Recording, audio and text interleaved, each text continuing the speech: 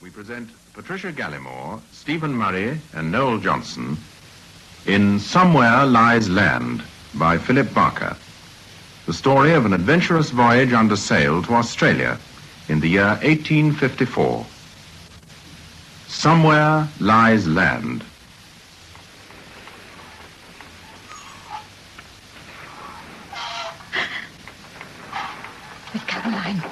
Miss Caroline, wake up. What is it? Oh, Mrs. Tully, what's the matter? Footsteps at the door. There's someone outside the cabin door. Mrs. Tully, you should be in your bunk. You're not strong enough. The door. I heard them plain. I'm sorry. I didn't mean to fall asleep. Let me take your arm. Lying there. I was just lying there. Their noise. We must be ready. They told us not to undress. They warned us. The danger. The breakers, they said. We're clear of the breakers now, Mrs. Tully. Heaven be praised. Please, let me help you to your... Then I heard them outside the door, trying it, muttering and laughing. I could hear them breathing. Pray calm yourself, Mom. No one intends to harm us. How can you be so blind? Those drunken seamen, like animals, sodden with drink, all of them. If it had not been for Mr. Pelham... But that was many weeks ago, Mom. The day we crossed the equator. You remember? There is no one there now. What are you doing? I will prove it to you. For pity's sake, girl, do not open the door. Ease your fears. In heaven's name, leave it locked. Locked, I beg you. See? There is no one here. No one? The alleyway's deserted. Oh, I could not be mistaken. They would hear you. They are in hiding. You are distressed, overwrought. Little wonder after all we've experienced. But I heard, I swear. Perhaps the wind in the rigging, the sea. Perhaps you slept and did not realize. Sleep? I'll not sleep. Not again, except in death. Mrs. Tully. And death does flirt with us so. In truth, she would be welcome enough. Do not talk so, Mom. You've been so brave throughout these hazardous months. It is a judgment. All this drunkenness, this envy and disharmony, this blaspheming. I tell you, God will not be mocked. Come, Mom, lie down. You're sick and weak from hunger. There. If you lie quietly, sleep will come. The seas have tried so many times to take us. Mrs. Murphy knew. No one fit to command.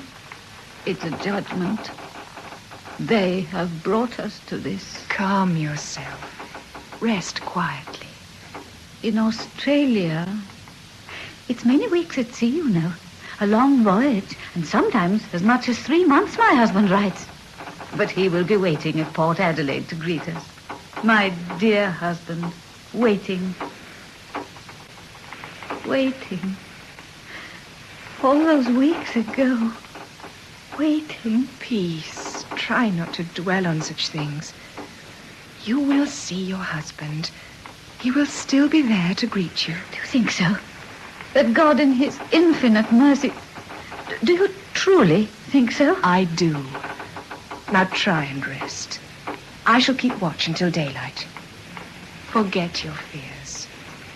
You are a dear child. And so very considerate for one so young. I am 25, and as for being considerate... And I nearly twice your age.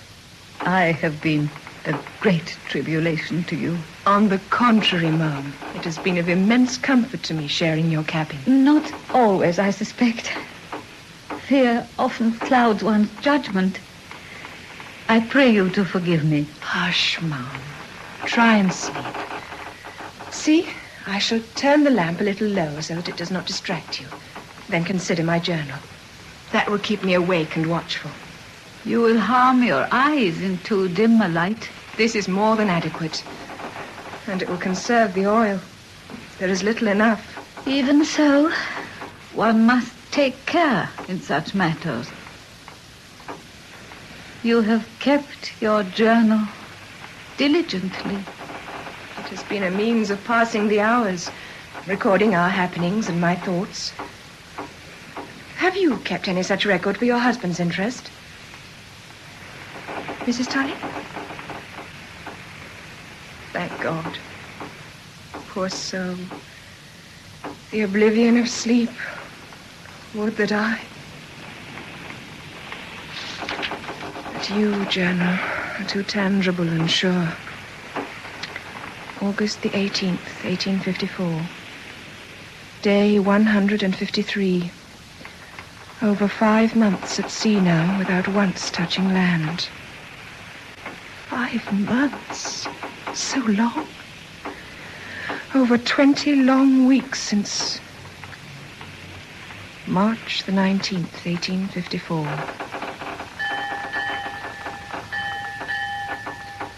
From this cabin, as I write, I can hear the sea. Around me is the creaking ship, rising and falling at anchor. I imagine I hear the freshening breeze in the high rigging, men running in answer to deck commands.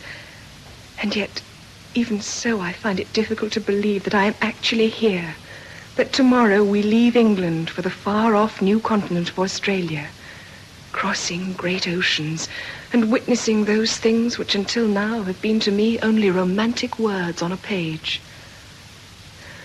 The master of this fair sailing vessel is a Captain William Crispin, a large, bluff, merry man, or so he would seem, who was quick to sense our wariness when we gathered at table for the first time in the saloon. Just leave it to the sea. I promise you the sea has an uncanny way of bringing those who traverse her closely together in comradeship. Yes. Is that not so, mister? Aye, sir. That is so. Mr. Booth, ladies and gentlemen, the first officer. How do you do, sir? Mr. Mate to all, except perhaps the crew. They at times find a less delicate name for him, but only when they think he's not within hearing. I see. Jackson? Aye, sir. The glasses are empty. Aye, sir. Well, jump to it, man. Now, I wonder if you might be persuaded into humoring me a little. In what manner, sir? It's only a trifle, to be sure, on your suggestion, but as we're to spend so much time closely associated, how would it be if we were each to take turn around the table introducing ourselves? No objection. Would we then not all be better acquainted from the outset? Adventurer. Suppose you were to start us off, sir. Gladly. Wade. Jocelyn Wade. I returned to Australia after business in England. Returning? Then this passage will hold no qualms for you, at any rate, Mr. I shipped Wade. originally to Manila and from there to Australia. I returned via America, so that I am not familiar with the crossing this way. But a seasoned traveler, nevertheless. Excellent. No, I guarantee you'll have sailed on no fairer vessel than the Prince Regent. Hey, Mr. Booth. I doubt it, Captain. She certainly is an elegant ship. In my experienced opinion, sir, the fairest three-masted bark ever to carry sail. Indeed, almost as fair in their own way as the ladies we are privileged to have in our company. You're exceedingly welcome aboard, ladies. You bring luster and charm to what would otherwise be a tedious and colorless voyage. Here. Thank you. We met earlier, ma'am. Miss Collins. Yes, when I first came on board. Before the activities of getting underway claimed my attention, I recall our discourse with pleasure. You're ultimately bound somewhere north of Adelaide, I remember. I'm not sure precisely where I'm to be met. My late father's brother owns land there. A sheep station, I believe. I read that only 4 years ago, in 1850, there were more than 16 million sheep in Australia. 16 times more sheep than people. If for that reason alone, and not for others I might catalogue, your arrival will be a most welcome advent. Thank you. I certainly hope so. I'm most certain of it. And you say, is your interest in sheep? No, sir. Copper. Then you're probably for the Kaponda mine. I go to manage it. You know it. I know of it. I once carried Mr. Francis Dutton as passenger. He discovered it, I believe. He and Captain Baggott. I am Thomas Murphy. This is my wife, Mrs. Alice Murphy. How'd you do? We are from the West Country. Oh, yes, Mr. and Mrs. Murphy, I recall now. Before we left Gravesend, before my wife left the ship, did she not enthuse to me of a third Murphy? A tiny Murphy, perhaps? Our baby daughter, Victoria. She's not quite a year old. Not yet a year. Our youngest passenger ever, I do believe. It's a venturesome voyage for one so tender in years. I'm sure had she been sailing with us, Mrs. Crispin would have played you to assist with the Oh, child. she's a good, contented baby. And already both Miss Collins and Mrs. Tully have been most kind with their offers of help. I should be happy to be of service. So, Mrs. Murphy, you have the ladies' hearts and hands to your bidding. I'm most grateful. But Mrs. Tully is ungracious that we should reach you last in this manner. This is your first sea passage? I have never even been on a ship. Even now. But it is my husband's wish that I should join him in the new colony of Victoria. Victoria, where the gold lies for the taking, or so it seems. Oh, Mr. Tully is on government business in Melbourne. And we can imagine with what pleasure he anticipates your arrival there, Mum. Captain, my husband writes that the voyage could take possibly as long as 12 weeks. Are you able to tell us just how long we shall be? That depends entirely upon the elements, Mum. Excepting, of course, for your officers and crew, on which score you need have no doubts. Oh, I'm sure. We leave this anchorage off New Reach tomorrow, and if it is our fortune to be favored by fair winds, well, then the clipper Lightning recently made landfall in Melbourne from Liverpool in 76 days. Why not the Prince Regent? The Lightning? But that, I understand, was a light weather trip most of the way. Is that right, mister? Aye, sir. I do hear she never even lowered her topgallants, not once. You'll soon become accustomed to our sailors' terms. But the Lightning, isn't that an American ship, a much bigger vessel? Surely she carries a vast spread of canvas. Around 13,000 yards of sail. You appear to know your ships, Mr. Wade. But to be American and bigger is not necessarily to be the best, despite what they say. No, I meant only that with our, 500-600 tons against the Lightning's 1,400. It's in the way she's handled. Give me a lime juicer any day against your Gentlemen, I'm sure you have ample time ahead to continue this technical discussion without boring the ladies. Very well. May I ask, what is a lime juicer? A British ship. A British crew, Mr. Murphy. British ships are known as lime juicers because we're considerate enough to issue lime juice daily to every seaman against the scurvy. Scurvy? Nothing to worry you, Ma'am, believe me. A disease which attacks seamen long at sea without fresh vegetables and such luxuries. Oh. But not on British ships, thanks to Captain Cook's lime juice. Do we have it, this lime juice? Not necessary, Mrs. Murphy. Your menu will differ somewhat to that of the forecastle, I assure you. But I hear 8 bells. The ship's clock, ma'am. For myself and the mate, that spells duty this night, I fear. The ship is at your disposal, all but the forecastle, that is, and we are at your service.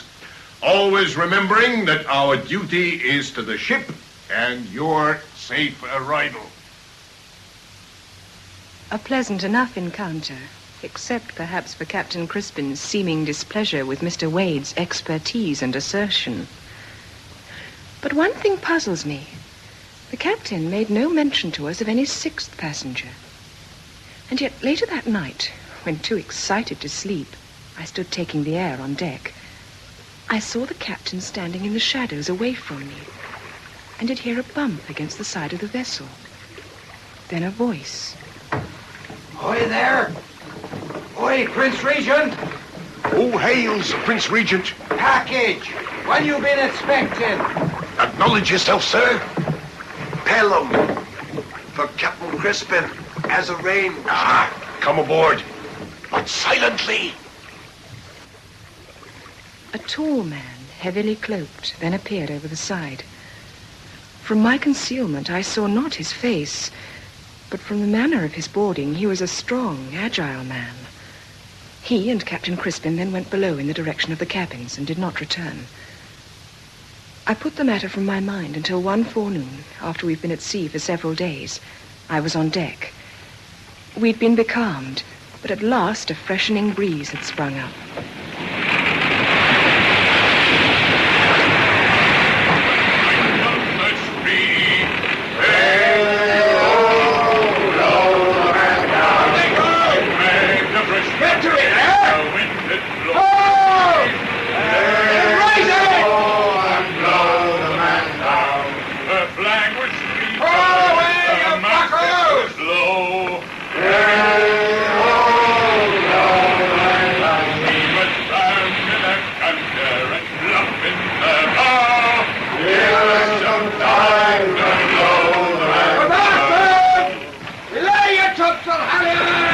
Fast heading the topsails.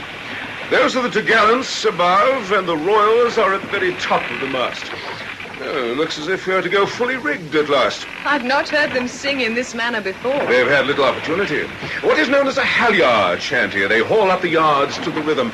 It is a dying practice, though, particularly now that steam is replacing sail so rapidly. Steam? Oh, no, this is all so exciting and romantic. Romantic it may seem and look, ma'am, but there is much to be said for steam, particularly when the seas rise or the wind is lost for days on end, as witness our recent predicament. With steam, it matters not at all.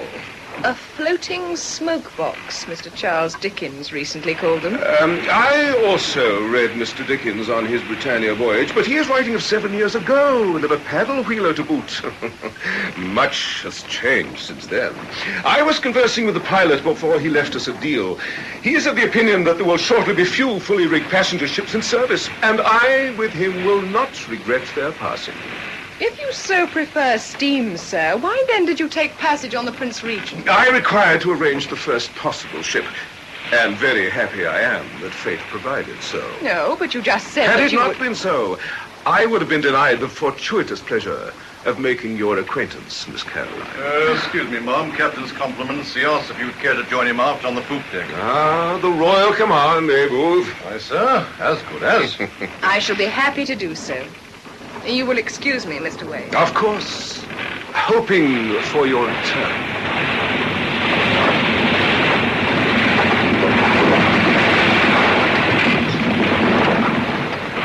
Miss Collins, good of you to join us. I'm indebted for the invitation, sir. What do you think of her now with a full head of sail? Barely sings, doesn't she? It's a wonderful sight.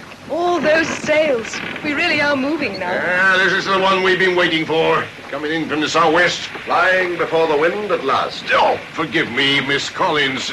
This is Mr. Pelham. Another traveling companion for you. Mr. Pelham? Perhaps you've already met.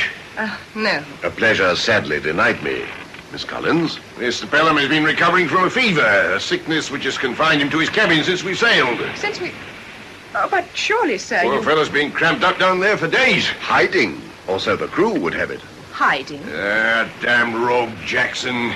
Begging your pardon, Mom. I'll have his hide. You have not heard, then? Vague rumors of someone.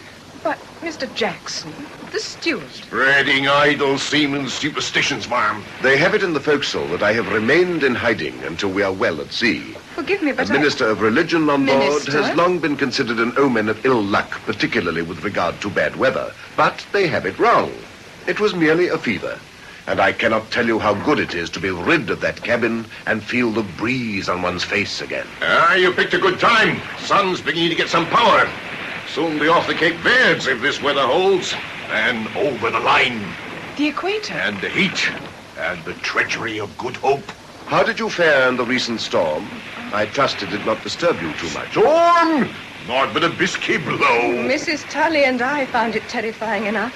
Mrs. Tully is my cabin companion. You think that was a storm? Just wait till the great west winds of the roaring forties get at us and we start the rounded Cape. Oh. Do not permit the captain's teasing to alarm you, Miss Collins. They revel to see us quake to their tall seaman's stories. A storm at sea, any storm, can be a frightening experience, even to seamen, but they would never admit to it. I'm relieved to hear it. Oh, with faith in your ship, knowing the way she handles, there's nothing to fear from a storm. Perhaps, if you are at the helm and can enjoy such confidence. But we temporary sailors, I prefer to put my faith in the Almighty. Even so, I have seen enough sea storms to experience dread of them. By which I perceive you know the sea, sir. I have served by the sea. That is, I have observed the fury of the sea often enough. Indeed, I was born within sight of it, in Suffolk. Suffolk? Oh, but I, too, am from Suffolk. Is that so? You did not tell me, Captain. I did not know, sir. We obviously must share many memories in common, Miss Collins. How opportune. We may even find that we have friends in common. Tell me from which part you come.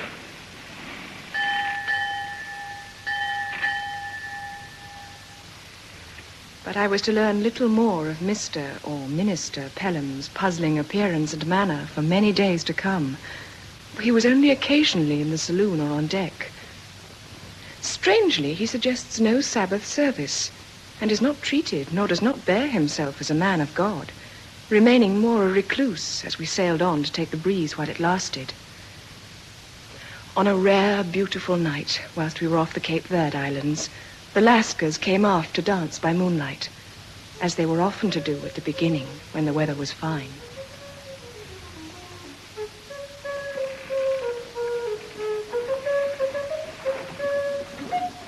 Come, Mrs. Tully, let you and I show them how it should be done. Murphy, I would not dare. Do not risk it, Mrs. Tully. Thomas has 8 feet when it comes to the dance. Infamy!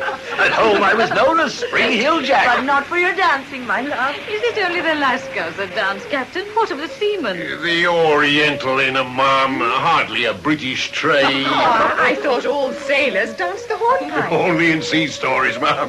Occasionally they'll sing, seamen, I mean. But you're not missing a good deal. Shanties? Anything coarse, more often than not. Coarse lot, seamen.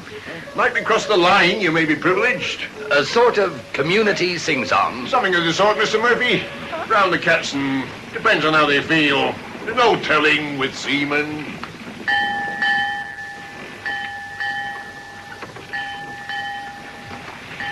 And on the 39th day of indifferent progress, of contrary winds, cold, rainy squalls, and then heat, we did cross the line. That famous equator. King Neptune duly arrived in his fiery chariot drawn by 4 Lascars dressed as wild men, and proceeded with much high spirit to thoroughly shave and douse the gentlemen, and to drench Mrs. Murphy and myself with thrown water, Mrs. Tully having escaped by locking herself in the cabin. It was whilst I was still in my soaking condition and running to the cabin to change that in the alleyway... Here she is. Ahoy, reefer, Mum. All 'em in. Mr. Jackson. That's right, Mum. You remember me, old Jackson? Why are you not all away enjoying the ceremony? Me and me shipmates here. Shipmates? Dishwasher, old stew-pot idler Jackson. Stow it. She was rounding the counter. You was right, old stew-pot idler Jackson. Didn't I tell you? I would like to enter my cabin, if you please. Never did see that counter. War proud. Ain't it though? What didn't I tell you? Beam, look at that beam. You ever see a better on a filly? Mr. Jackson, please allow me to pass. I'm wet and getting cold. Never did. Not even Big Nelly shot. Not no, never. Oh, wet. Come on, me lovely. I'll soon warm you up. Please let me go. No, of course. No, me and me shipmates here. Celebration. Oh, look, she's a running. Look at that ankle. Mrs. Tully, let me in. Bolted. No, you stay with old Jackson. Nice gentleman. Have a drink. Leave me be. It's bolted. I deal with nasty, scummy seamen. Tully, I've locked the door. No. Told him. Said she's a sport. Told him. Yeah, you come with us, dearie. We'll show you the ship. I will show you the ship all over. Oh, nice dark places. When Captain Crispin lands the door. Oh, Captain Almighty Crispin, pox. Oh, pox on him. Throw Captain Crispin into the shark. Open the door, Mrs. Tully. Let me enter. Jackson, all of you, move away from that lady. Mr. Pelham, thank God. Oh, look it. If it ain't the old minister. Oh, bad luck yourself. You hear me? Get out, all of you. You've orders about coming this far aft, you drink-sodden wharf rats. Big Mirth. Let me have him. I'll slit you for that. You lousy kid. Get up and close your filthy mouth in the presence of a lady. Yeah, rush it. Hold it. A minister with a pistol. And I'll use it on the first one to move. Miss Collins, go into your cabin. The door is locked from the inside. Locked? Here, take my cape. Hold it. I wouldn't. Drape it over your shoulders. You're shivering. Thank you. You are unharmed. Oh, yes. Yes, just wet and chilled. Keep knocking. Otherwise, stay here until I return. You will be quite safe. I shall be but a moment. I shall be all right. Good. Now, get moving. Go on, move! And take the greatest care how you go. You hear? I will not have it. So proceed, mister. Let us hear your explanations. Me, Captain? You, Mr. Mason, you are the second mate of this vessel, are you not? Aye, sir. And as second mate, you are responsible for the discipline of the crew, are you not? Well, there was naught I could do, Naught? The cargo is broached. This lady is forced to suffer untold dignities. Naught you can do. Please, Captain, I'm making no complaint. Perhaps not, ma'am, but I am. This is insufferable. That you should have been subjected to this sort of treatment on my ship is unforgivable. Did I hear you correctly, Captain? The cargo has been broached? It has, sir. At some time during yesterday, the cargo was broken into and a great deal of liquor removed. Dockside thieving and in my ship. Is it necessary to shout so, sir? You spoke, sir. Well, yesterday has left me feeling a little delicate this morning. If you feel at all ill, Mr. Wade, I suggest you take to the deck or to your cabin. I was under the impression that this was a saloon for the comfort of passengers and officers, not a courts-martial inquiry office. I will have this matter straight, sir. A lady has been insulted on a ship I command. Captain, really, They I wish were to... very drunk. Who was not? Speak for yourself, sir. Oh, Captain, you are truly a remarkable man. Now, perhaps we may proceed. These men you routed, Mr. Pelham, Jackson, the carpenter, and the other... Laszlo, sir, a seaman. I am conversant with my crew, Mr. Laszlo. A whoring cutthroat, begging your pardon, ma'am. 2 idlers and a useless ape. They did me no actual harm, sir. Thanks to Mr. Pelham, apparently. Tell me, sir, when you were dealing with these scoundrels, did you by any chance hear any mention between them of the cargo? No, but I only heard their noise from my cabin and looked to see what was afoot. Miss Collins? They said nothing of any cargo. Truth is, I'm sure they did not know what they were saying or doing. And you, Pelham, handed them over to this exemplary officer? Yes? Were you drunk too, mister? If you reckon Mr. Mason was not drunk, Captain. No? Well, I trust not. He was supposed to be on watch. Get back on deck, mister. I want those 3 kept in irons until such time as I decide what to do with them. Aye, sir. And tell the mate to attend me here. I want that forecastle turned inside out. Aye, aye, sir. You should not cover for him, Pelham. He's a soak and a poor officer, weak. Too inclined to ally with the men. You should recognize a bad officer well enough. I spoke only of what I saw, Captain. He had been drinking, certainly, but he was not drunk. At least, far less than most. Miss Collins, how can you forgive me that this should have happened? I'm at your mercy. I can only again offer my most profuse apologies. I would not wish for them to be punished severely. They were not responsible. Mr. Jackson has always been most courteous. Unfortunately, Ma'am, we've not so vast or able a crew that I could keep them incarcerated indefinitely, but believe me, they'll be punished for their deeds. They'll not repeat it, I'll be bound. What of the stolen cargo? Has it been found? No, sir. And therein lies the true crime. This is a mixed crew. Untold quantities of alcoholic spirits on the loose constitutes a real danger to any ship if conditions go badly. Mason said you wanted me, Captain. Yeah, I do. Oh, do you require me any further, Captain? No, Ma'am. I'm indebted for your patience. Then I think, with your permission, I will go on deck for a while. I should, while the weather holds. I have a feeling that we may be in for another blow before too long. Oh, indeed, I hope not. Good day, then, gentlemen. Miss Collins? Good day, Miss Collins. And again, my regret that you should have been so inconvenient.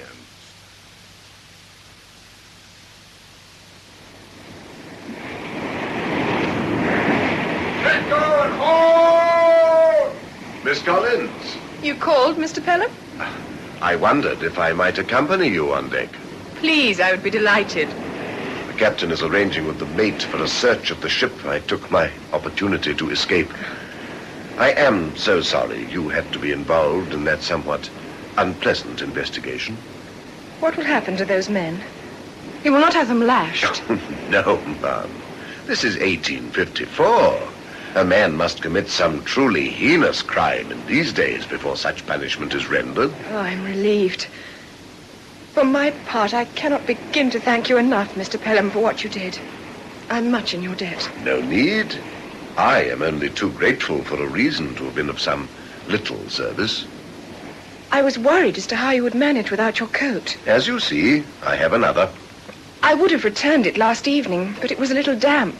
I will press it for you. I would not think of giving you so much trouble. It is of no trouble. I would like to do so. I have been looking over the things in my trunk. Many of them are mildewed after 5 weeks at sea, I fear. But I do have some pressing to do. Then I shall be most grateful. Did Mrs. Tully give any explanation for locking you out? She thought they had come for her. For Mrs. Tully? For the water drenching. Oh, I see. Any woman would understand. Your wife. I'm sure she would appreciate Mrs. Tully's dilemma in the same manner. I have no wife, Miss Collins. I have never married. Oh, I'm sorry. I did not mean to pry. Not at all. Perhaps in the fulfillment of time. I just thought, only because most ministers appear to be I suppose that is true. This way! The search would appear to be on. Will they search the whole ship? The forecastle first, the lazarette. Lazarette? A sort of storeroom in the after part of the hold. Oh. But of course, those searching may well have done the hiding. You would appear to know a great deal of ships and seamen, like Mr. Wade. Wade? Is that so? But I would not say I knew ships that well. Mr. Pelham? No, it would be presumptuous of me. What is it, Miss Collins? You will think But I've been wondering what Captain Crispin could mean just now in referring to Mr. Mason. That you should recognize a poor officer only too well. I don't know. Perhaps that I should have some acquaintance with the qualities of leadership. As a minister? A minister should undoubtedly have some such knowledge, certainly. He is often called upon to lead in all manner of ways. To appreciate the value of discipline and... Tolerance? Well, that, of course. Miss Collins, you are undoubtedly puzzled by something. A little, sir. I will confess it. And what puzzles you? Well, yesterday, with those men, your manner and bearing, so commanding and authoritative. Hardly the way of a minister, you think? Oh, please do not misunderstand. I was most impressed and so very, very grateful. But, well, the pistol... We are traveling to a hard, new country, Miss Collins. A beautiful country, to be sure, but still unknown for its greater part, and with many dangers for the unwary immigrant. Forgive me, sir. I do not mean to offer any criticism. And I do not accept it as such. I can appreciate your puzzlement. You no doubt also think it strange that I should so strongly advocate punishment for these men. Only inasmuch as you might perhaps have seen them as weak men requiring your Christian guidance rather than punishment. But now I do presume, ashamedly. I perceive that your compassion and sincerity is equaled only by your quick and ready intelligence, Miss Collins. I take no offense. I only ask that you might trust me. Trust you, sir? In what manner? I do not understand. Perhaps one day, soon. Perhaps soon. What now appears to you odd concerning my behavior. Odd? No. I would not dare to imply any such thing. But you are right. You have known ministers. I must indeed appear to have a great many shortcomings. But believe me, there is a reason for them. When I feel I am able, I shall be happy and relieved to explain it all to you. Until then.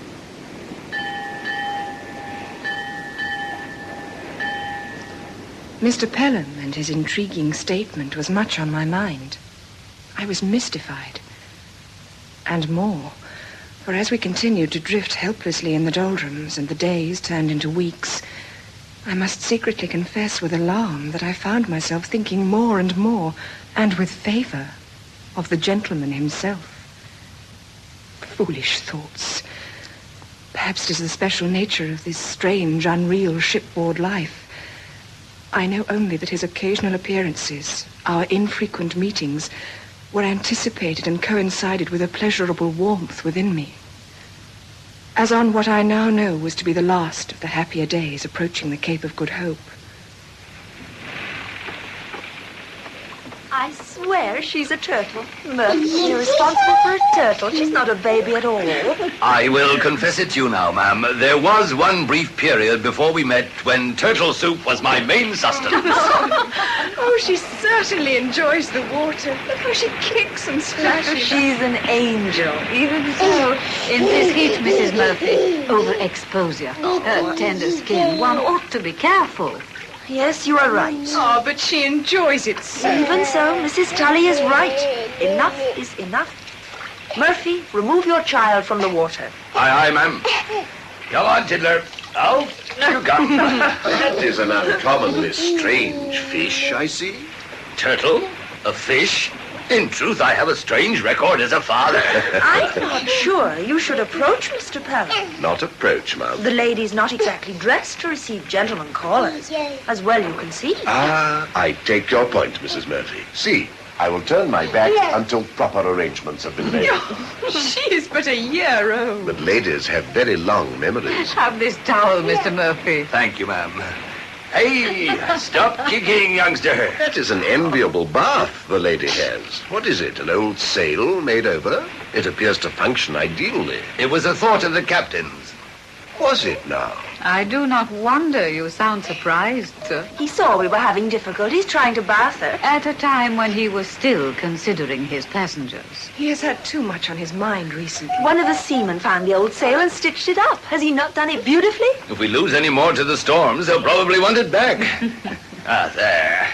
One dry Miss Victoria Murphy. I'll take her below. May I take her? Of course. It's a pity. I like her to get as much air as possible, but too much sun. Come, little one. Thomas, you will collapse the bath? Simply done. Let me help you. Oh, she's not growing too heavy for you, Mrs. Tully? No, not in the least. One advantage of such a life. No need to worry about spilled water. Not this sort, anyway. It just folds. That's it. I'm indebted to you, Mr. Pelham. I think Mrs. Murphy is wonderful. She's so capable, always so bright and cheerful. It is a big undertaking for any mother, bringing one so young halfway across the world. That is my meaning. I would be in one constant flutter of anxiety, I'm sure. She makes light enough of it, or appears to. But of late, she worries me a little. She seems to be more and more troubled by some premonition, I suppose you'd call it. Concerning the baby? I'm not sure what it is. She will not talk of it, even to me. But since that first big storm in the bay, some sort of fixed fear grows in her mind. But she told me that Victoria was not affected when the ship rose. Lies and gurgles most of the time. Whilst her doting parents have flung green from their bunks, she just lies there laughing and gurgling. Sail-ho! Was that the lookout? Sail-ho! On Sail? Where? Where? Port bow. There she is. Can you sight her? It's a steamer. Coming up from the Cape. And homeward bound. Look at her go. A big ship. Look at all that smoke. At least she is moving. And fast. Now will you see what I mean about steam, Miss Caroline, eh? Look at her. And look at us. But she carries a sail. Just a topsail. Though why it is... She makes her own breeze. I must make sure the good captain sees this. For his edification. A point in Wade's favor, I feel. He and the captain have all but come to blows, arguing about steam and sail. She's seen us. Sounds like it. Do you think she will come close? It is possible. It just depends. I have letters written. If she does, perhaps the captain would pass them. Why not? He has refused before when we have spoken to a ship. Why not ask him again? If only we could really speak to them. Talk to them properly, I mean. Each of us. To other people. Make contact. People from Australia, perhaps. And heading for home. You will need to hurry with your letters if you are to be successful. Yes, he must. I will fetch them and ask him. Homeward bound. England. Somerset. It makes one think. You too? I have spent much time away, but... Yes, me too. It would help if we could voyage like that, regardless of wind and temperament. Perhaps from her we can get a more definite idea of our position. That is what I meant. If only they would inspire a little more confidence. But the officers appear to be as much in the dark as we are. Navigating the great oceans is difficult. The sea can be fickle and deceptive. Not for them, it seems. Perhaps they spend less time at loggerheads. You think she's making for us? Not as yet. I must fetch Alice. She would not want to miss this. Shall I tell you what worries me most, Mr. Pelham? What happens if our progress continues so slow and erratic? The food and water. We can only be victualed for so many weeks. How many days, weeks have we lost already? She's not changing course. I doubt Miss Collins will be lucky with her letters. I'll go and fetch Alice and Mrs. Tully.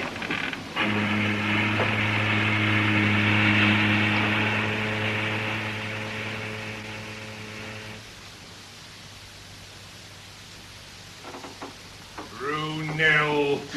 Let me see. Forgive me if I take the liberty to scoff, sir. Double six, I think. Again, this is witchcraft. Mr. Murphy, do you not agree? What is that, Captain? You're an engineer. A mining engineer. This fella Brunel. I say he's a fool with his talk of a canal through the Isthmus of Panama. He is a far-sighted man. He has proved his ideas well enough so far.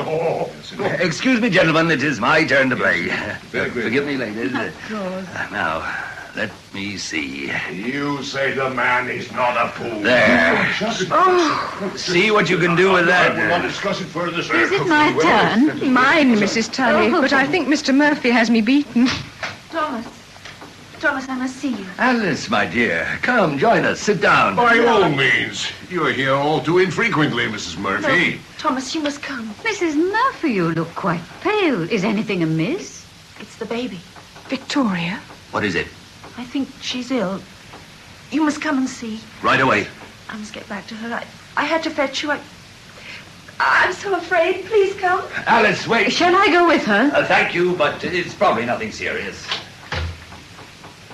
Oh, very unfortunate. But she cannot be ill, only this afternoon. I would not concern yourself too greatly, Miss Caroline. Baby ailments are frequent and usually slight. You are an authority, sir. Not concerned. No, ladies, Wade is right. For once. You'll see. Right as ninepence by the morning. Right as ninepence.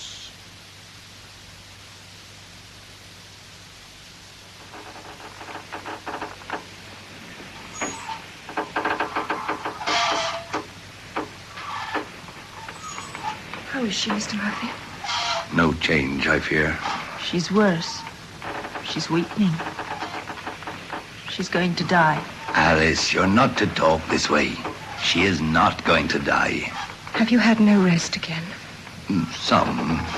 But it has been nearly 2 weeks. We take it in turns, but she's been so restless. It is this burning fever. She's quiet now. She's near death. You were tired. All this time. I've known it for a long time. A long, long time. Alice, how could you possibly know such a thing? You only distress yourself more. I just know. I knew it must happen. Dear Mrs. Murphy, why not let me keep watch whilst you take a little air on deck? The breeze is strong now. It'll make you feel better. You're very kind, but I could not. Mrs. Tully offered to watch throughout the night, but she will not leave her. It's growing near her time. She needs me. I must be with her every second. If only we had medicine, knew what was wrong. If only Crispin would listen. We have all tried She to will make... die here, at sea. You know what that means? I've seen it. Those deep, black waters. I could not stand that. Calm yourself. Victoria is going to get well. Those cold, hungry waters. I couldn't bear for her to be cast into the sea. Please, don't let that happen. Promise me you'll not let that happen. Promise me. Promise. Promise me.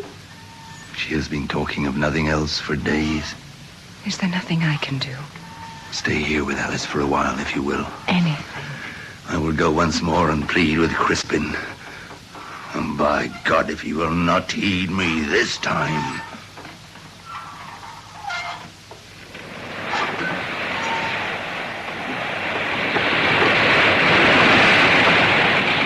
I tell you again, Mr. Murphy, it is out of the question. But my child is dying.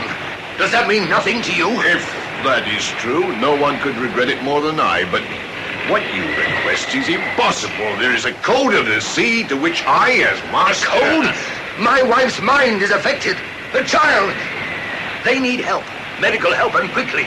You must find land. Sir, as I continue to tell you, we are hundreds of miles from the nearest harborage. Never mind harbor. Just put us ashore. Anywhere. There is no land close enough, and even if there were, I am not permitted to make... I thought you were supposed to be a minister, Pelham. Can't you make him see what he's doing? Gladly, if I could. Captain Crispin maintains that even if he could make a landfall, getting in close enough to put you ashore would endanger the safety of his ship and the lives of all on board. And what of the safety? The life of my child? My wife's reason? Do they count for naught? Do you know a course for the nearest land, Captain? What are you suggesting, sir? I merely asked a question. One I refuse to answer.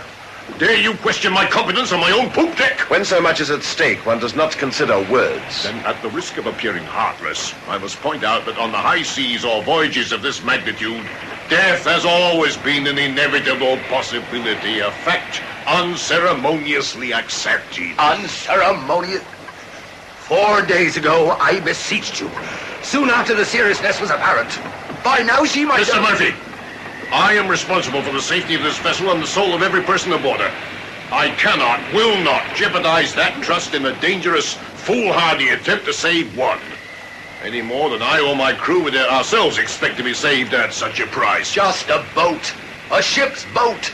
Anywhere, so long as it is on land. How many times? It'd take days, perhaps weeks, to take a ship such as this onto an uncharted shore with its reefs. The dangers of foundering, it's impossible. Will you check your navigation, see if any harbor is near, or any coastline with safe anchorage? I implore you.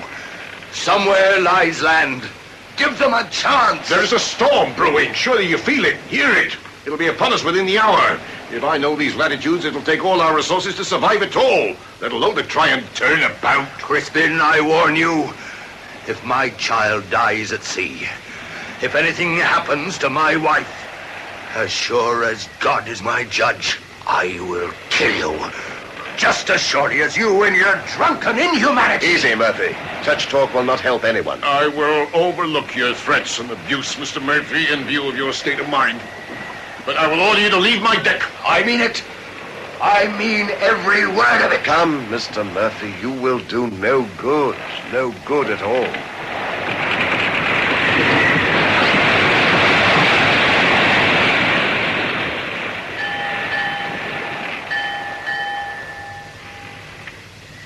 Sweet, adorable little Victoria Murphy passed into heaven that same black, stormy night, aged 11.5 months. Sometime the next day, she who had never lived to speak a word, to give hurt, to know joy and happiness, was committed to the deep waters of the ocean forever.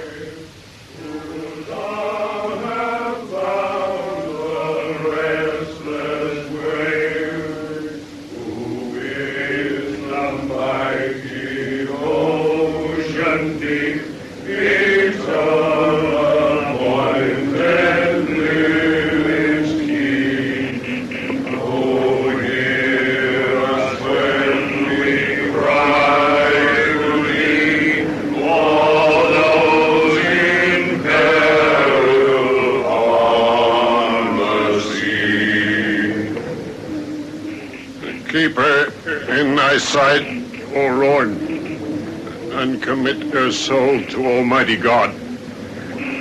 Receive our little sister, O Lord. Have mercy. Have mercy.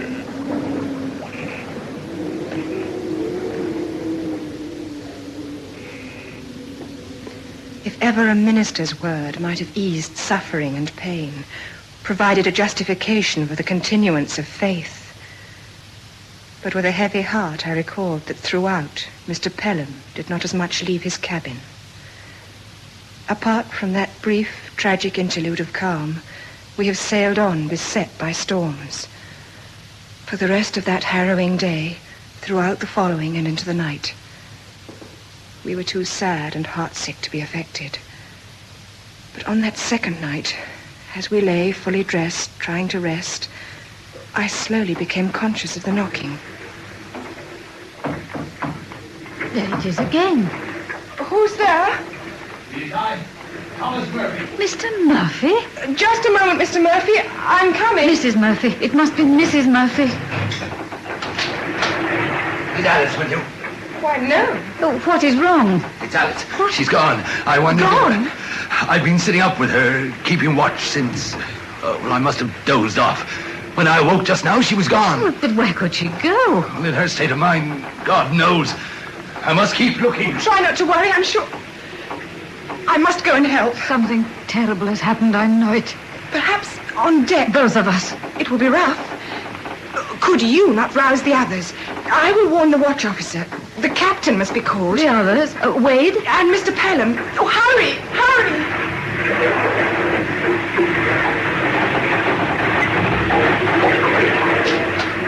Mrs. Tally, is anything wrong? Mrs. Murphy has disappeared. What? When? Mr. Murphy called in great anguish a moment ago. He's searching for her. I will come at once. Perhaps if you had seen fit earlier... I am aware of your disapproval, Mrs. Tally, but this is hardly the time. Has the captain been told? Miss Collins has gone to warn the watch. I must find Murphy at once.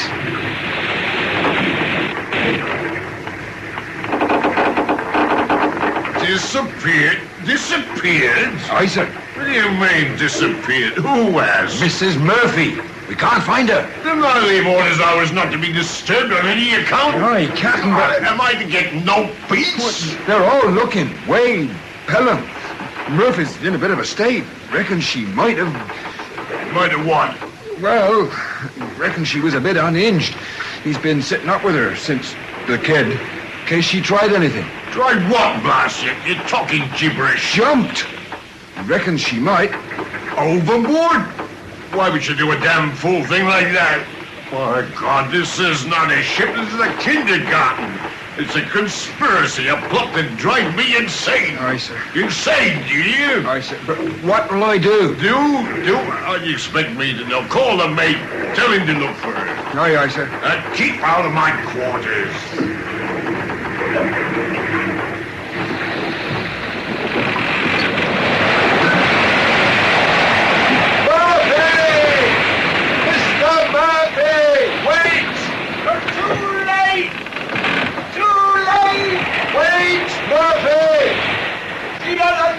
Now!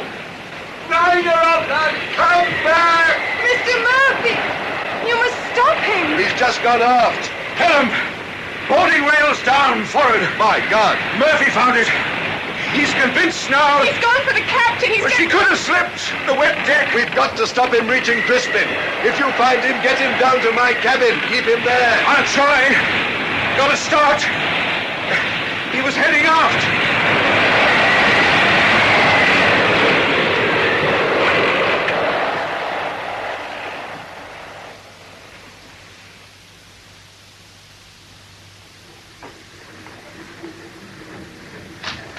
Oh, is that... Mister, I gave you orders. Murphy. He's gone, Crispin. First my baby. Now Alice. Your wife? No, I'm sure she's... Gone, Crispin. You killed them. First my child, now my wife. Murphy, now listen to me. She couldn't bear to think of her down there. She made me promise one thing. But you wouldn't listen, would you? Oh, there's nothing I could do. And you must see I could do nothing. I promised her, not in the sea. I promised her and failed her. Now she has gone. Stay back. Stay where you are. I'm unwell. You'll only bring destruction upon yourself. Destruction? What is there left to destroy? I would have joined them already. I knew, you see, even before I found the broken ship's rail. But first, you must pay for your crime. Booth, Mason! I warned you. Get back! You don't know what you're doing. Keep away! Murphy! Save me! Murphy, don't be a fool. Damn you, leave me. He's not worth it. Get your hands off me! He killed them off. Not this way, get his arm. Do it right. Sorry, Murphy. Only way. He was throttling me. You all right, Murphy? Let me go. Let go. Oh, I'll have him. He was trying to murder me. Not now. And now I seize. I'm a flop. Shut up. She's dead. Pelham, she's dead. My Alice, she killed herself. An accident. A black night, a wet deck. No. She said once, Victoria, alone and cold, said she needed her now more. Come along. Come below with me. This is no When good. we reach land... Can't you see what he's suffering? You have no jurisdiction on my ship. I command this vessel, and I shall see... Crispin, you are a fool. I make myself entirely responsible for Mr. Murphy. I am master of this ship. Come, Murphy, let us get out of here. What am I going to do? Flog, you hear? Try not to dwell on it now. Let me help you. We'll go to my cabin. You shall move in with me for the time being. Pelham, what am I to do? What am I to do?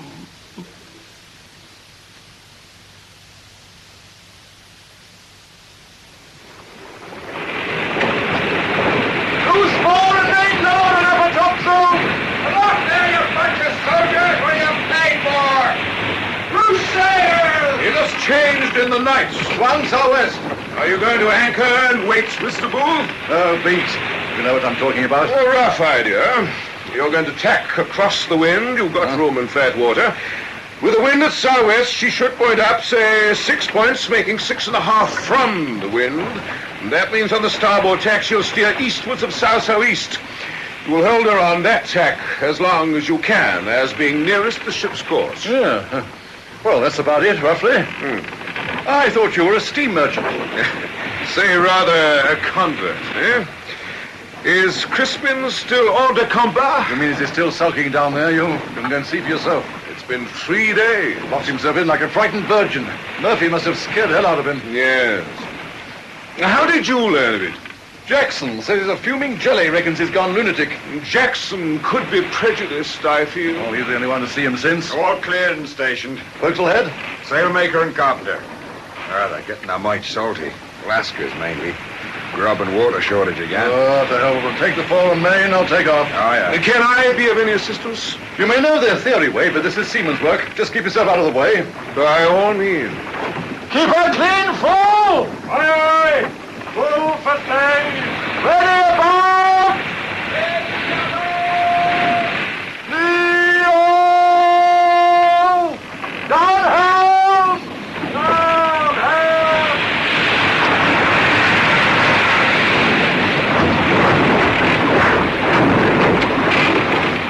Mainsail hold! Pull away! Pull high!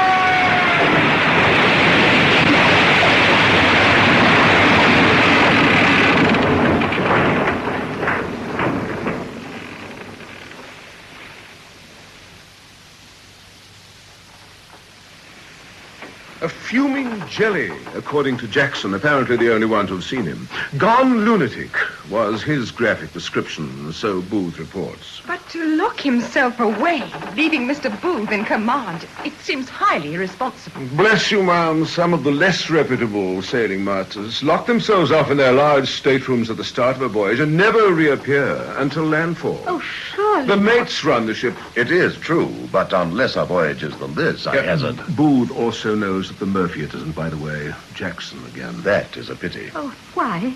Does it matter? Only that Crispin threatened to make trouble for him, and could once we land. He couldn't. Not under the circumstances. That poor man didn't Apart know from what- all else, his pride has been hurt. And in a man like Crispin, that could mean trouble. Pelham, it seems I am obliged to seek you out. And very glad I am to see you, Captain. Yes, indeed. Welcome back. I've been expecting to receive you with your apologies, but it appears I must come to you. Apologies? From me? For what, Captain? You know perfectly well for what.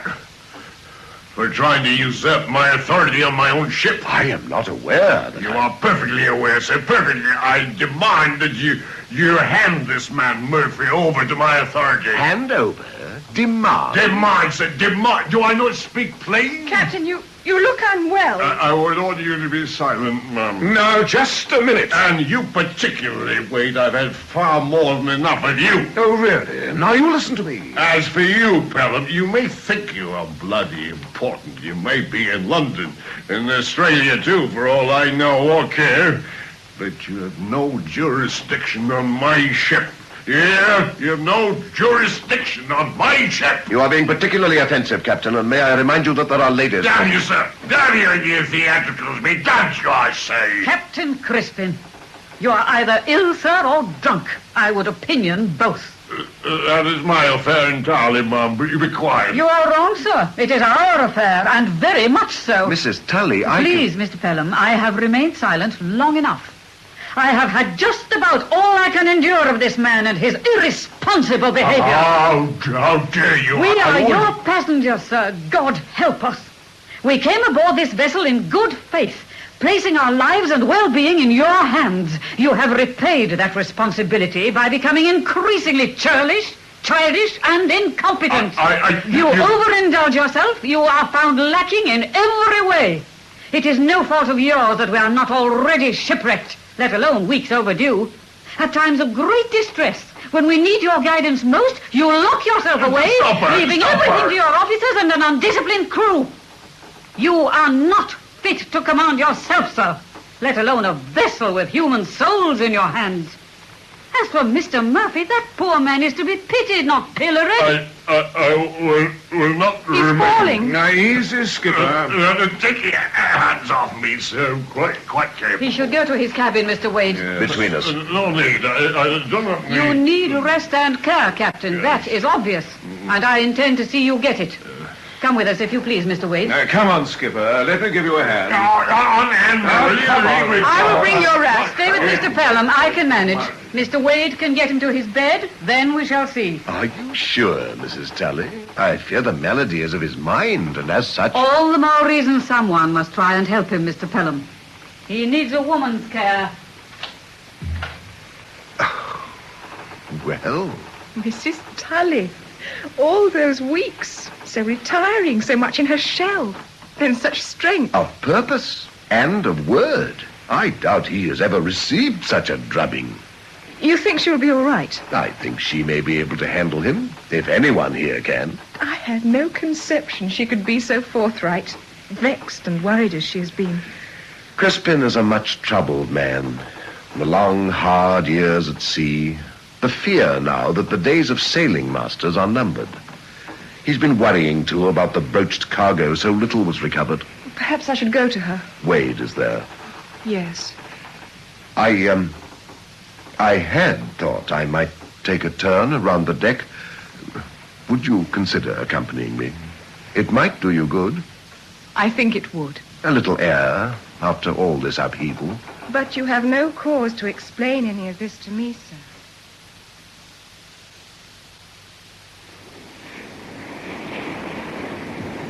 It is of the greatest importance to me that you should understand.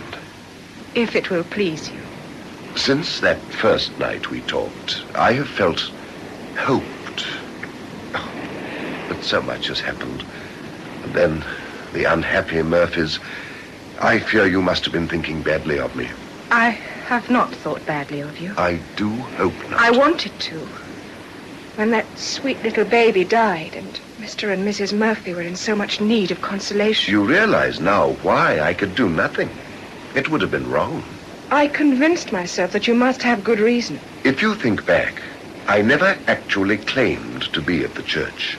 Not in so many words, perhaps, but in truth you did lead me to believe I that... spoke of ministers and superstition.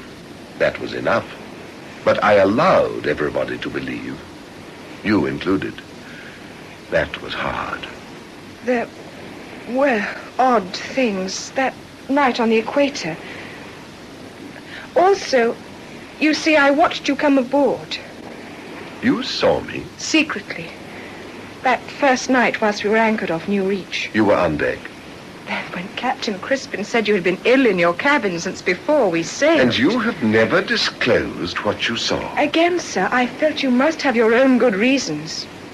Also, it was no affair of mine. Then you must have been thinking all manner of things. Liar, cheat, heaven knows what else. I have been puzzled. The idea was not mine. It was felt unnecessarily, I still think, that there should be some subterfuge to cover my activities. I see. Or at least... I also carry a great deal of government money with me. On a voyage such as this, with unknown quantities in the crew, even among the passengers, care has to be taken. That I can understand. If they thought me a minister of religion, the crew would expect me to keep much to my cabin, in view of their superstitious attitude. To the officers and the rest, an unsociable priest was better out of the way. I could safeguard the money and not get involved, or so it was thought. Oh, and very unpleasant it has been, too. Then you are a government official? Not exactly. I hold an army rank. Perhaps your name is not even Pelham. Oh, that at least is authentic, I assure you. And Suffolk? That, too. I go to Australia with a special job. Since the colony of Victoria was established 3 years ago, there has been a great deal of unrest in the gold fields amongst the diggers. Riots, burning, murder even, stemming mainly from land claims, unlicensed mines, license fees. More is anticipated. I have read something of this. My mission is to try to stop any future outbreak. Gold fever is a volatile disease, Miss Collins, and compelling. Many of the administrators there and most of the law enforcement officials have themselves taken to the gold fields. Even sailors from ships such as this, they are deserting to them in great numbers, which is another reason I've had to be careful. A short time ago, we had only 44 troops left who were still loyal. Last year, 50 policemen had to be sent out from London to help them. I am to take command of the combined units. But should you be telling me? Does Captain Crispin know? A little. Not my real purpose, nor of the money. No one does, except you. I am indeed honored, but... Perhaps you can see now why, under orders, I was forced to deceive you. Let you believe I was something I am not. I can only say that to do so has latterly caused me much concern. Is that why you confide in me now? Crispin's outburst, his talk of jurisdiction and importance of theatricals, it could only have confused you further. More importantly, over these past few weeks, I have become increasingly aware that your opinion of me matters a great deal. I'm very flattered, sir. I cannot presume to say more, not at this time. All this must be disturbing enough for you. I fear also that we may still have many obstacles to overcome before we reach land. It is enough for now that I ask you not to think too unkindly of me, not as some philandering impostor out to deceive you, but as someone to whom your opinion and favor means very much.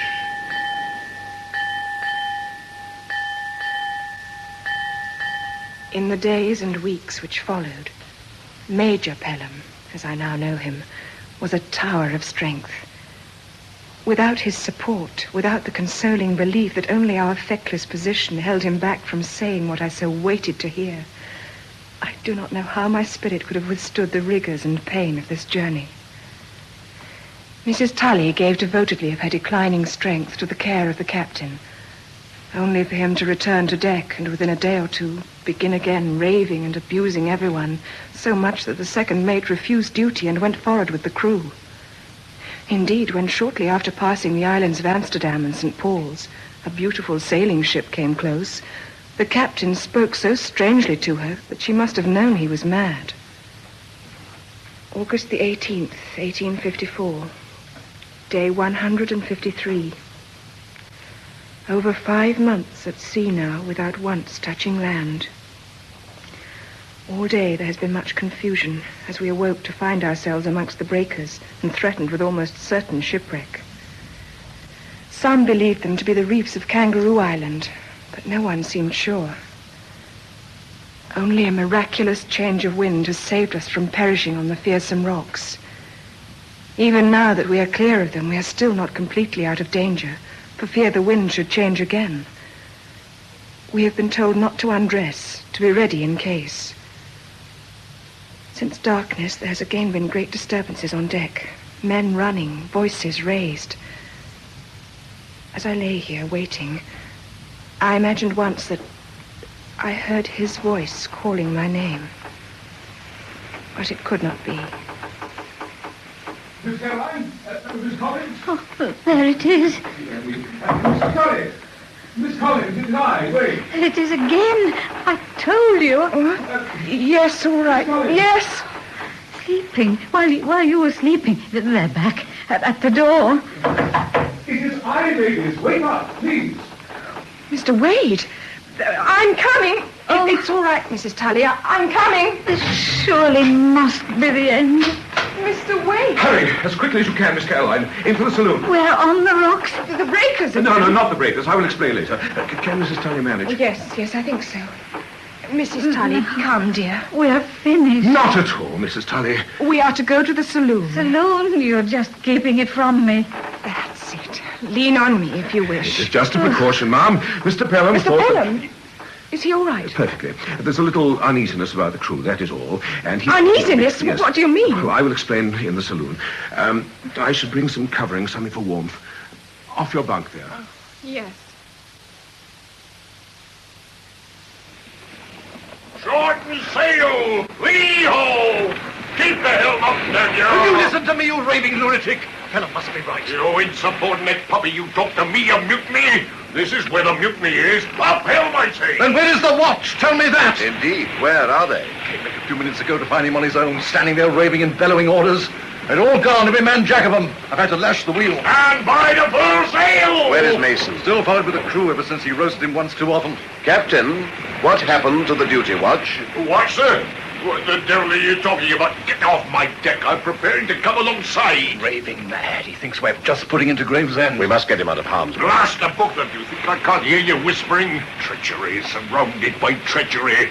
But I'll see you swinging for it. For your own safety, Captain, get below. Safety? Is you're next for a stretching, all of you.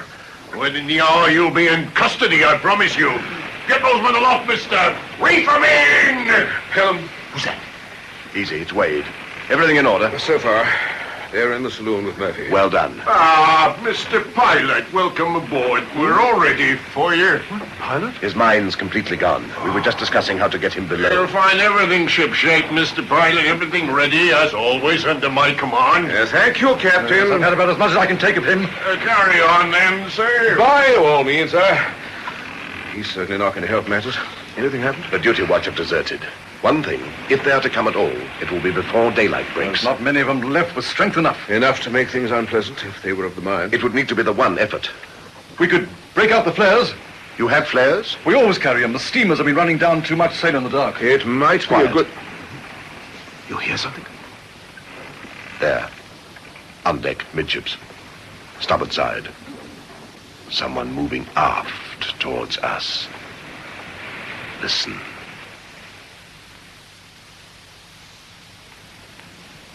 But it's so quiet now. Even the captain seems... That is a good sign. Are you sure, Mr. Murphy? How about Mrs. Tully? How are you feeling now, ma'am? I am comfortable, Mr. Murphy, thank you. Do not concern yourself on my account. Perhaps Mr. Pelham was wrong. Perhaps all is well after all. Perhaps. Let us hope so. He is a fine man, a good man. You will be a very fortunate woman one day, if God should grant you escape from this nightmare. How can you say so, Mom? God has left me my sight, my dear. Hush. You tire yourself. No. For the first time in many days, I feel my mind is calm, not confused. Strange. I seem lately to have had so many dreams. It is the lack of food, the thirst. The weakness brings these odd fancies. Hallucinations, they call them. Is that so, Mr. Murphy? Once we're on land again, you'll soon be as strong as ever. And I have a feeling that cannot be long now. That is indeed good news. If we are off Kangaroo Island, we are very close. I'm sure of it. Yes. But forgive me. I think I would like to sleep now. But, Mrs. Tully... Let her sleep. It is better that she should. I'm suddenly afraid. For Mrs. Tully, she only sleeps. If harm should come to her now, when she's so close, after all she has been through. How many can you see? No, just shadows. But they're not moving now. Getting ready to rush us. Be ready with that flare. When they start to... Scum! Mutinous, thieving scum! Get out there! Insubordination! For God's sake, what's he trying to do? He thinks they can't hear him. No! Chewing like an ape. Oh, didn't I tell you, lady? Lunatic! Lunatic, proper. Where's that pilot? Get him aloft, Been aloft, all right. Dangling from the rattling yard arm. No bloodshed, Laszlo. You said there wouldn't be no bloodshed. Shut your mouth. The days for giving orders is over, Mr. Bloody Mason. I'm taking over. If I'm going to talk for us... Do as you're rattling told. Was you fancy dancing along of him from a yard arm? You going to rush him, Laszlo? We do like I say. You'll talk to a Mason when I tell you. Ludi? Yeah? Jackson, go with Ludi. Get over and up the port side. Get behind them while we keep them talking. Me? Got it? Yeah, get them from behind. But you said... The women, you said I could... Women? Are you aiming to cross me, you idling? No, of course not. But you said, the young un, you reckon that... You? I've got plans about that. Now, get moving. Come on. And you, mister, you get ready to sound like you're parleying.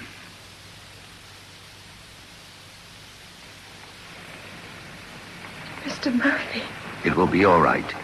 Mr. Pelham knows how to handle things. There's just he and Mr. Wade. And Mr. Booth.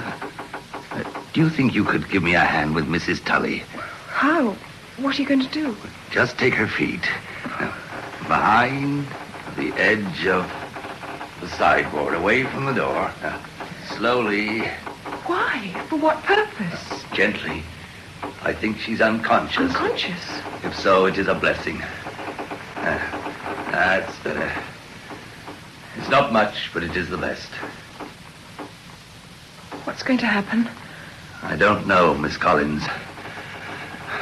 I should be up there. Go, Mr. Murphy. They need you more than we do. We shall be all right. No, I promised. I gave my word. What's that? She's round in the corner, round in the beam. Come on, me little Mr. Murphy. Come on, God. Steady. Come to fetch ya. We know you're in there, you and the old biddy. Your new Captain Laszlo, wants words with you. Keep well back. Down beside Mrs. Tully. Behind the edge of the sideboard. Have courage.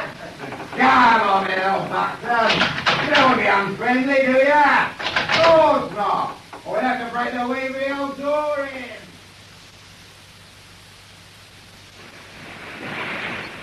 I can't keep him quiet for much longer. As long as he thinks you're the pilot. Keep him talking. Try and persuade him below. I've tried. I think I'm talking more gibberish than he is. Mason. You up there? Try and keep Crispin back out of the way. Right. You hear me, Boo? Answer him, and be ready with the flare. I'm here. What do you want? We want the party. We want terms. We? Joined up with that scum, have you? Showing your true colors, are you? You'd better listen. I don't party with no mutineers. Get back to your rat holes where you belong. You listen, mister. And listen good. You got no choice. Hey, lads? Laszlo! Hear him. Say your piece. We're coming on. No. From there. You heard him, mister. We're coming on. From there or not at all. You're the big right mate, lads. You're gonna try and stop us, mister? Come on. Quick, the flare. Go on, me hearties. Help! From the rear. Two of them. Get to Wade. On your flare. Into him, me buckos. That's far enough, Laszlo. Into him. She's ours. One more step and I fire. Him down. Go back. Laszlo's for murder. Mason, you dirty. Cross us, would you? Don't follow. Oh! Bloody old traitor. See what happens to turncoats. Come on, forward. Take him over. He was warned. You heard, Mason. He intended murder. Move back, the rest of you. Back! All right, Pelham? Yes. Jackson ran. Booth settled the other. Not before he got Crispin. What, badly? Bludgeoned, but brief. Mason. Laszlo knifed him. He was trying to stop them. The girl. What is it, Mason? Laszlo. The girl. He's going... Saloon. Here. Take this. Right. See to him. I'll go to the women.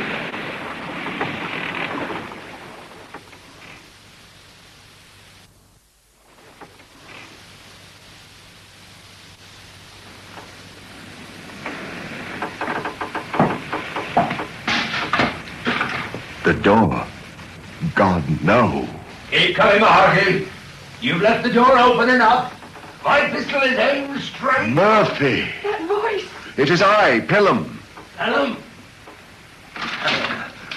My God, am I pleased to see you. You're safe. The broken door. We thought. We were afraid they'd returned. But what's been happening? Two of them. Carpenter and another. Bars the door down. Miss Collins, are you all right? Mr. Murphy was wonderful. Wonderful. He waited until they actually started to come in for us. Then he fired the pistol. And missed. Missed? By a mile. But it was enough. They were still getting over the surprise when we heard your shot on deck. That finished it. They turned and ran. We were so worried. We heard shouting It's and... all over. Once Laszlo was down... The shot. I had no choice. Then Mason said... But that can wait. Just as long as you're all safe. Where's Mrs. Tully? In there. Mercifully, she knew nothing of it at all. She slipped into unconsciousness before it started. But she'll be all right. I looked at her a few moments ago. It's purely weakness. We must get her to our cabin. We could hear Crispin. They got to him, but he was not hurt badly. Booth will take over. There'll be no more trouble. And if Booth is right, we should very soon be home and dry.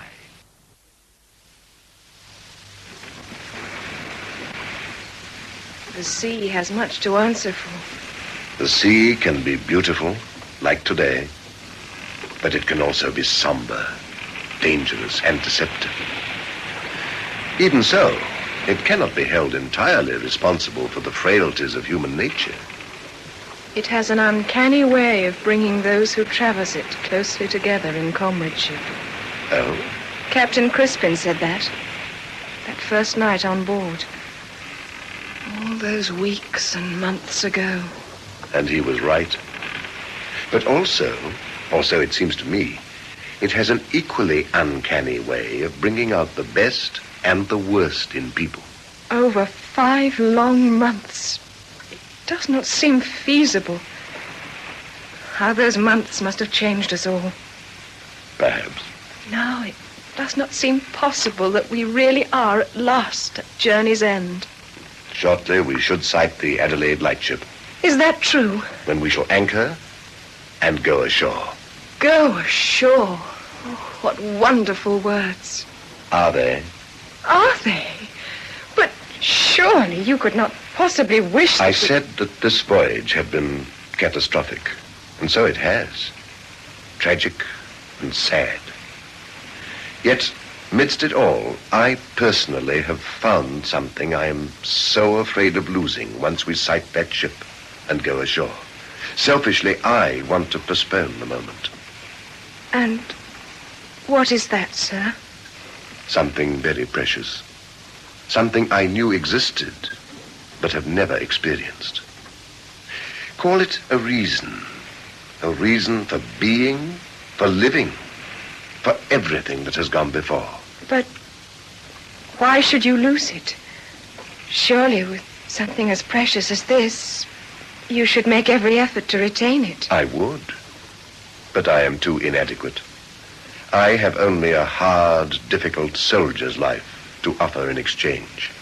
Would it be harder, more difficult than we have experienced on this ship over the past 5 months? It could be more uncertain. Could anything?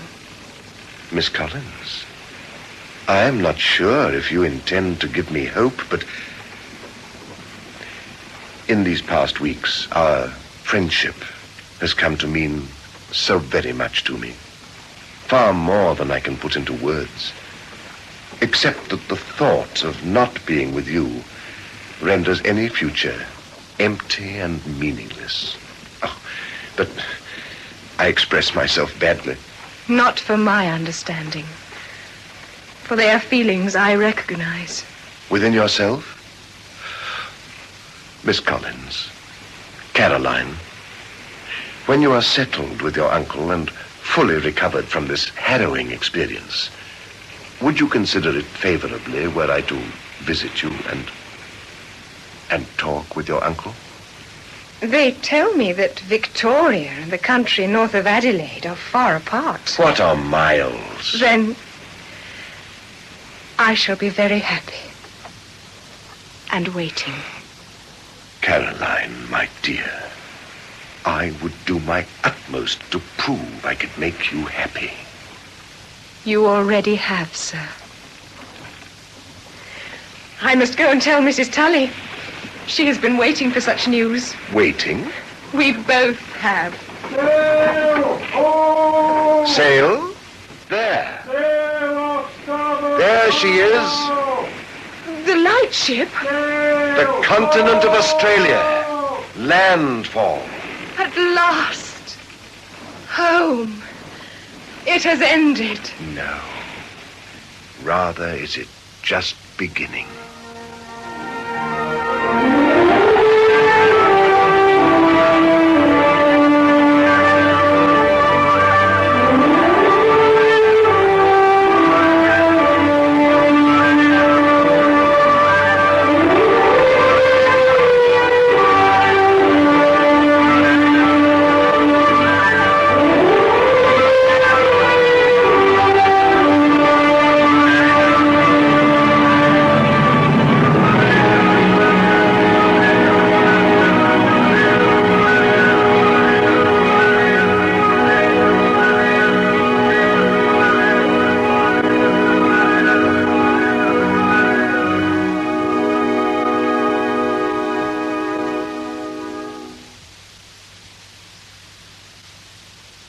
In Somewhere Lies Land by Philip Barker, the cast was as follows.